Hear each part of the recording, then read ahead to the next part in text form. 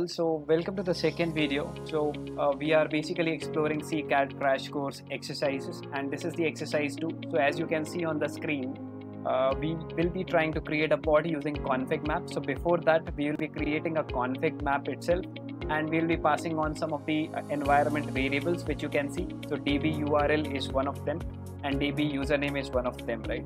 So the rest of the things I will be demonstrating in a live demonstration. So before that, let me move on to my terminal. As you can see that I am here in my home directory. So the first thing I am going to do is I am going to store the environment variables in one of the text files. So let's try to do that. I will be using echo -e, and I would be saying, let's say, x db URL localhost. I will be using port number 3306, and the second variable I am going to give as, let's say, db username, and let's call the username as postgres, and I will be creating a file. Let's call it as config.txt. So if I try to cat this particular file, you should be able to see that I am basically storing two environment variables. You can see db URL and db username. So now the second step would be to create a config map. So let's do that. kubectl create config map, and let's name config map to be, let's say, db config. Okay, and I will be creating from environment file, and I will be using the same file which we have just created. Let's try to do that. Now the db config is created. So if I try to list get config map, sorry about that. So if I try to list the config map, you can see that there are two config maps which are already created. So we have also created db config, which we have just created. So the second thing I'm going to do is, so now we have created the config map. So now I'm going to basically create a pod, and I will be referencing the config map which we have just created, db config. So kubectl run, and let's call the name of the pod to be backend, and I will be using image nginx. Okay, so the next step would be I will be passing on some of the arguments. I will be calling it as YAML and try run equal to client.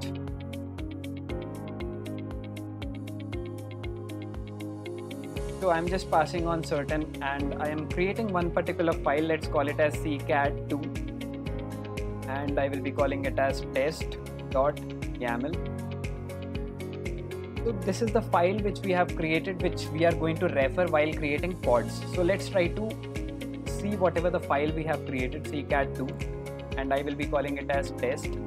So this is the file which we have created. So normally we create the file this particular way so that the file is nicely formatted in a YAML format, and you can see that I am basically referencing the image nginx, and which will be getting pulled from the Docker Hub repository. So now I will be making some changes to the file which I have created. So let's move back to my terminal. Just give me a sec. If I go back to my VS Code, you can see that this is the file, this is the YAML file which I am going to use. So for example, you can see the file is pretty much same which we have just created, but we will be making some of the changes to that particular file. And you can see that name of the file is slightly different, CKAD2.yaml. So when I'm trying to create a pod, I am basically going to use this particular file, and the file which we have just created, you can see that so in this particular file I need to make certain changes. So I will be you can see that I have given additional parameters, which is nothing but a config map. So we are also referencing db config. So this is the config map which we have created previously, and we are just trying to reference that particular config map. So let me try to so similarly you can see that I have got CKAD2 So this is the file which I am going to use while creating a pod, so which I have shown you in the VS Code as well. So let's try to do that. So let's clear my screen, kubectl create -f CKAD.yaml. So the name of the file is this one. So it will be creating a backend, a pod. So if I try to kubectl get pods, you should be able to see the backend pod is coming up and running. So now in our YAML file, we have basically referenced our config map, and that particular config map basically stores a certain environment variables, in our case DB URL and username. So let's try to shell into the pod which we have just created, right? So kubectl, I would say exec, I would say backend, and I would be giving certain parameters ti. So I will be logging into the interactive mode, and apart from that then that's it. So now I am inside the pod. So if I say uname -n, so you can see that I have already logged into the pod, which is nothing but backend. Now what I try, if I try to list all the environment variables, so you can see at the very last, this is the environment variable which I have stored in our config map, and this particular environment variables are already there in the pod which we have just created. And the second environment variable which we have used, you can see xdb username. Just ignore the remaining environment variables because I am also working on certain other projects, so just ignore the other environment variables.